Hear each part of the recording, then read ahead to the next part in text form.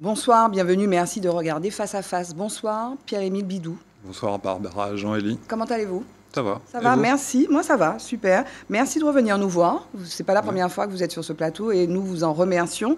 Vous êtes chef de la division Action régionale, service territorial de la Martinique, à la direction interrégionale Antilles-Guyane de l'INSEE. C'est le mot INSEE qui est C'est le mot important. INSEE, donc c'est l'Institut Plus national Martinique, de ouais. la statistique. Et donc, vous êtes un organisme qui effectuait régulièrement des enquêtes, des études et qui délivrait des statistiques, des aides en fait à la projection. On peut dire ça comme ça. Hein. L'INSEE, c'est un organisme qui travaille sur les questions de population, les questions d'emploi, les questions d'activité.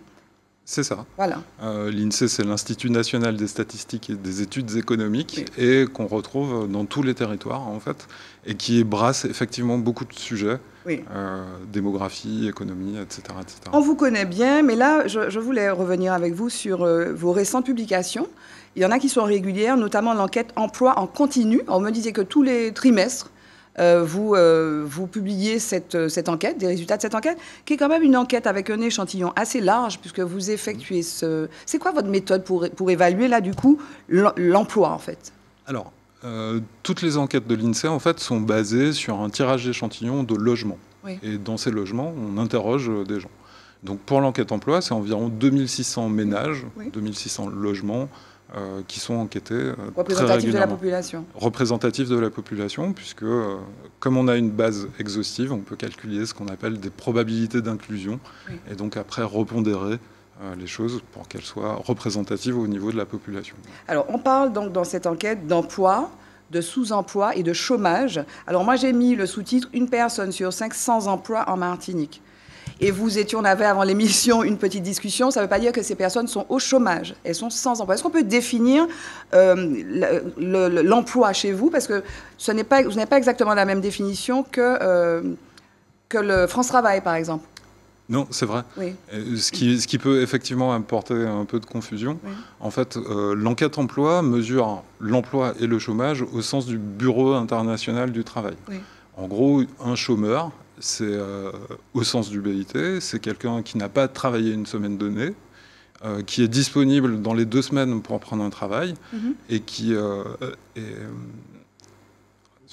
qui est disponible mais qui ne trouve pas d'emploi. Oui, mais qui fait quand même une démarche active, oui, de recherche d'emploi. Oui. Et dans ces démarches actives, ça peut être très large. Vous allez à Martinique pour l'emploi, oui, c'est considéré par l'INSEE comme une démarche active. D'accord. Alors que France Travail, c'est une inscription plus administrative, en fait. Et alors, donc, c'est quoi la situation? Qu'est-ce que vous avez vu donc avec cette dernière enquête? Le titre, c'est que la situation s'améliore ou est stable malgré, voilà, je retrouve décidément, malgré un taux d'emploi relativement stable, ouais, en Martinique, la situation des jeunes se dégrade. C'est le titre de votre article. Le taux d'emploi relativement stable. Ouais. Donc les gens qui recherchent un travail le trouvent. Cette situation est stable, mais la situation des jeunes qui sont en recherche d'emploi se dégrade. Alors, la stabilité, elle est relative, en fait. On mesure sur une population âgée de 15 à 64 ans, ce qui est à peu près des âges actifs. Oui. Et cette stabilité, en gros, vous avez 61% des gens entre 15 et 64 ans en Martinique qui occupent un emploi. Tout à fait. Ce qu'on mesure aussi, c'est du coup le chômage. Le chômage, c'est l'inverse. L'inverse de ça. Normalement, c'est 39. Ben non, pas tout à fait. Okay. Pourquoi? Parce que le chômage, c'est encore la définition du BIT. Et donc, c'est un petit peu plus compliqué que ça. Et vous avez 12% de cette population de 15 à 64 ans, oui, qui est effectivement au chômage, donc avec les 3 critères qu'on a cités 12%. Précédemment. Ouais. 12% donc des personnes âgées de 15 à 64 ans. Alors, l'emploi est stable, oui, mais en fait, il marque de véritables disparités entre les âges, surtout entre les âges. En gros, le taux d'emploi des personnes âgées de 50 à 64 ans, il a tendance à augmenter dans le cadre de la réforme des retraites. C'est une bonne chose, entre guillemets, puisqu'on demande aux gens de travailler plus longtemps. Et quand on est au chômage, alors qu'on nous demande de travailler plus longtemps, c'est problématique. Alors que, justement, le taux de chômage des jeunes, entre 15 et 29 ans, lui, il augmente de 5 points en 1 an. Et donc, on a 29% de jeunes de 15 à 29 ans qui sont au chômage. Mais parmi les jeunes de 15 à 29 ans, il y a des jeunes qui sont à l'école, qui étudient. Oui, et ceux-là, ils sont considérés comme inactifs. Oui. Et donc, ils ne rentrent pas dans le champ. Voilà. D'accord. Comme les retraités sont considérés comme des inactifs. Et alors, ceux qui sont problématiques, si j'ose dire, hein, donc qui sont vraiment en difficulté d'emploi, on va dire, ce sont ceux qu'on appelle notamment les NEETs, en fait. Ceux qui sont sans emploi, sans formation et et qui ne sont pas à l'école. C'est ça. Vous arrivez à les évaluer? On entend le chiffre de 14 000. C'est vos projections? C'est à peu près ça. C'est à peu près ça, oui. D'accord. C'est à peu près ça. Et donc, oui, ce sont des jeunes qui ne sont ni en emploi, ni en formation, ni en études. Alors, pour revenir à ce chiffre, 61% des personnes âgées de 15 à 64 ans occupent un emploi. Les femmes sont plus en emploi que les hommes. Oui. Légèrement. 62% Légèrement plus, versus 60%. Est-ce que ce sont des emplois à temps plein? Est-ce que ce sont des emplois précaires? Parce qu'on dit souvent que les femmes, OK, elles peuvent travailler, mais elles ont des emplois qui ne sont pas forcément des emplois à temps plein. Alors, les femmes sont largement plus souvent à temps partiel que les hommes. Oui. Et donc, on va considérer, si elles veulent travailler plus, qu'elles sont en situation de sous-emploi. C'est-à-dire qu'elles cherchent à travailler plus, mais les taux d'activité entre hommes et femmes sont très proches l'un de l'autre. Oui. Et ça, c'est une vraie différence par rapport à l'Hexagone, où l'écart est beaucoup plus marqué entre hommes et femmes. Les hommes et femmes. Et alors, un autre élément que vous soulignez dans ce dernier article, c'est la question du sous-emploi. Effectivement, on en parle un petit peu avec les femmes, mais sous-emploi des personnes diplômées, ça, c'est une vraie difficulté. C'est une vraie difficulté, et ce qu'on a constaté, en fait, c'est qu'il y a vraiment un recul du taux d'emploi des diplômés du supérieur. Néanmoins, ils sont quand même plus intégrés dans le marché de l'emploi que les peu ou pas diplômés, dont, par contre, le taux d'emploi augmente. Mais sans doute pour des métiers plus précaires. OK, c'est vrai, on manipule plein de notions. Donc là, on fait un petit arrêt sur image. Donc le sous-emploi des personnes diplômées progresse.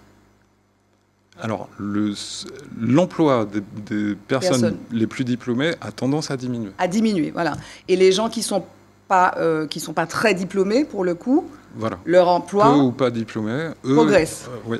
Le taux d'emploi progresse. Vaut mieux avoir des dessins, on les a pas. Je suis désolée, Monsieur Bidou, j'ai oublié de mettre les dessins. Alors, une autre notion que vous abordez dans un autre article, encore plus récent, c'est le repli de l'activité. Donc là, le titre, c'est « Le repli de l'activité s'intensifie, baisse du volume d'heures travaillées ». Parce que vous évaluez, il y a des critères, en fait, peut-être des indices du repli de l'activité. Donc c'est l'activité économique.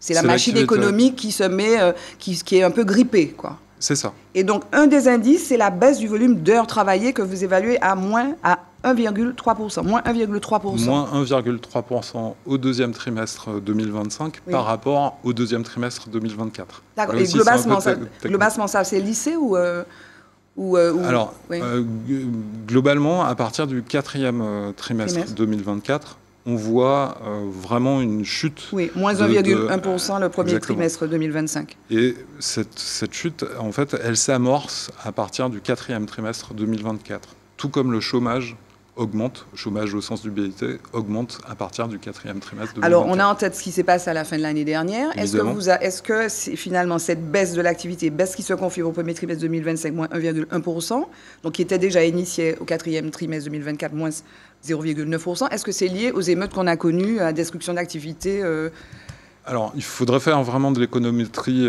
très poussée pour mesurer les effets de cette crise sociale, en fait. Néanmoins, on a quand même un bon indice sur, je dirais, le moral à ce moment-là de l'économie, en gros. Donc on ne peut pas chiffrer, on ne peut pas quantifier, parce qu'il faudrait faire ce qu'on appelle en statistique un contrefactuel, c'est-à-dire qu'est-ce qui se serait passé s'il n'y avait pas eu cette crise sociale. Et ça, méthodologiquement, ça prend beaucoup de temps. Et en France, vous dites dans cet article que la situation en France est sinon équivalente. Il y a aussi une baisse des heures rémunérées. Oui, sur un an. Sur un an, oui. Mais ce n'est pas forcément le cas en Guadeloupe, sur la période à partir du 4e trimestre 2024. Donc il faudrait investiguer, ouais. Donc voilà, c'est vrai, il faut le dire, hein. On peut avoir des débuts d'explication, mais pour être sûr, il faut faire des études et des enquêtes que vous faites. Oui, et puis surtout, un chiffre ne résume jamais la complexité d'une situation et de la réalité. Voilà, il faut aimer la nuance, et il faut pratiquer la nuance. Alors, comme vous êtes avec nous, on vous pose la question sur, là, c'est une dernière évaluation que vous avez sortie, là, tout récemment, c'est l'évaluation du PIB. Oui. Donc, produit intérieur brut, c'est la richesse. Comment on peut définir? Faisons un petit peu de vulgarisation économique. Alors oui, c'est vraiment un peu la richesse dégagée par le territoire. Oui. C'est ce qu'on appelle de la comptabilité nationale. D'accord. En fait, hein. Donc c'est un équilibre emploi-ressources. Oui. Ce qu'on constate en 2024, alors que les indicateurs se dégradent, en fait, ce qui rejoint votre question précédente, depuis 2023. D'accord. Ce qu'on constate en 2024, avec cette première évaluation très rapide du PIB, c'est qu'il y a quand même un peu de croissance. Mais cette croissance, elle est vraiment soutenue par l'emploi public, l'investissement public. Oui. Contrairement aux dernières années, en fait, où c'était vraiment soutenu par la consommation. Or, on est quand même dans un contexte où l'inflation est encore présente, est encore prégnante, même si en 2024, elle est quand même moins marquée qu'en 2023. Parce qu'il y a des secteurs d'activité qui sont à l'arrêt. Quand on parle du BTP, par exemple, on a ces temps derniers un cri d'alarme des entreprises du BTP. Et c'est l'un des secteurs, justement, les plus touchés par à la fois les pertes d'emploi et le volume d'heures rémunérées. On a fini, mais je voulais juste vous poser un mot sur vos projections démographiques. Ça continue à baisser. Alors, il faudra attendre les résultats du recensement qui est publié chaque année. Oui. Ça continue à baisser. Les premiers indices qu'on a quand même, c'est que le taux le solde migratoire a quand même tendance à se réduire. C'est-à-dire la différence entre les départs et les arrivées se réduit un peu. Mais là encore, il faut creuser, parce que, en fait, c'est les jeunes qui sont les plus mobiles, qui déménagent le plus. Or, comme on a un vieillissement de la population et une forme d'attrition de classe d'âge jeune, le solde migratoire négatif, il est vraiment porté par une classe d'âge entre 18 et 25 ans, 18-30 ans. Oui. Donc, c'est encore des choses à creuser. Ben, vous reviendrez ? Oui, pour le retour des natifs, je vous l'ai promis. Donc merci beaucoup, Monsieur Bidou. Merci. Merci de nous avoir suivis. Je vous retrouve pour un prochain Face à Face sur ATV. Bye bye, à bientôt.